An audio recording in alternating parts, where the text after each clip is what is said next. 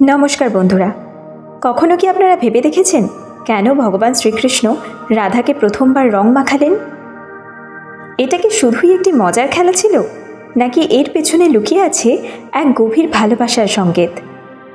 আজ আপনাদের এমন কিছু শোনাবো যা হয়তো আগে কখনো শোনেননি। তাই চলুন আর দেরি না করে ভিডিওটি শুরু করা যাক। তবে তার আগে কমেন্ট বক্সে মন থেকে লিখে দিন হরে কৃষ্ণ, আর হিন্দু পুরাণ অফিসিয়াল চ্যানেলটিকে সাবস্ক্রাইব করে আমাদের পাশে থাকুন।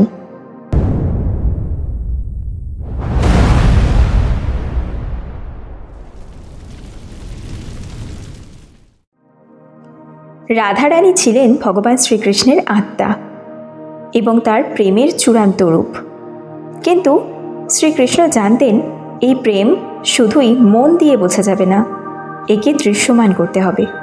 তাই দোল পূর্ণিমার দিনে তিনি রাধার গালে আবির মাখিয়ে বললেন, এখন থেকে তুমি আর আমি আলাদা নই।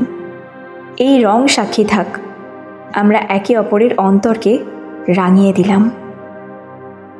এই প্রথমবার প্রেম রঙের মাধ্যমে প্রকাশ পেল এবং এখান থেকেই দোল যাত্রার শুরু। কিন্তু শুধু প্রেমই নয়, এই রঙের অর্থ ছিল আরও গভীর। রাধা প্রথমে একটু অবাক হয়েছিলেন, কেন শ্রীকৃষ্ণ তার গালে রং মাখালেন। কিন্তু শ্রীকৃষ্ণ আসলে রাধার হৃদয় পরীক্ষা করতে চেয়েছিলেন।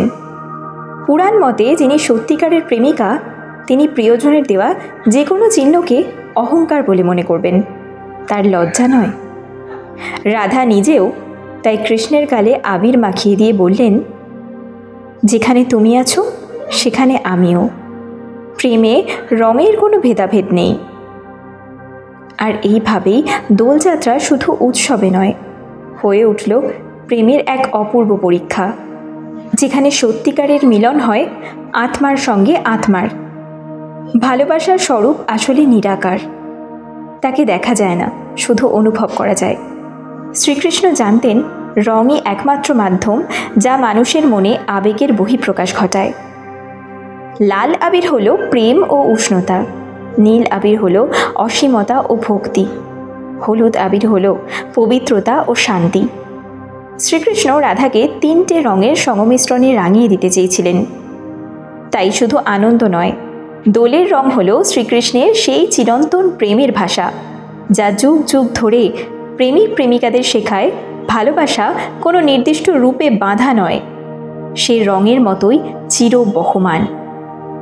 তাই বন্ধুরা, এবারে যখন রং খেলবেন, মনে রাখবেন এটি শুধুমাত্র রঙের উৎসব নয়, এটি শ্রীকৃষ্ণের প্রেমের একটি অলৌকিক ভাষা, যা প্রতিটি প্রেমিক হৃদয়ে আজও বেঁচে আছে। এবার আপনি বলুন, এই বছর কি আপনিও দোল উৎসব পালন করবেন? কমেন্ট বক্সে আমাদের লিখে জানাবেন। এরই সাথে কমেন্ট বক্সে লিখে দেবেন হরে কৃষ্ণ। ভিডিওটি ভালো লাগলে লাইক করুন, শেয়ার করুন, আর এই রকমই আরও হিন্দু পুরাণ সম্পর্কিত অজানা তথ্য পেতে এক্ষুনি সাবস্ক্রাইব করে দিন হিন্দু পুরাণ অফিসিয়াল চ্যানেলটিকে। আজকের মতো ভিডিওটি এখানেই শেষ করছি। দেখা হবে খুব শীঘ্রই পরবর্তী নতুন একটি ভিডিওর সাথে। ততক্ষণের জন্য গুড বাই। হরে কৃষ্ণ।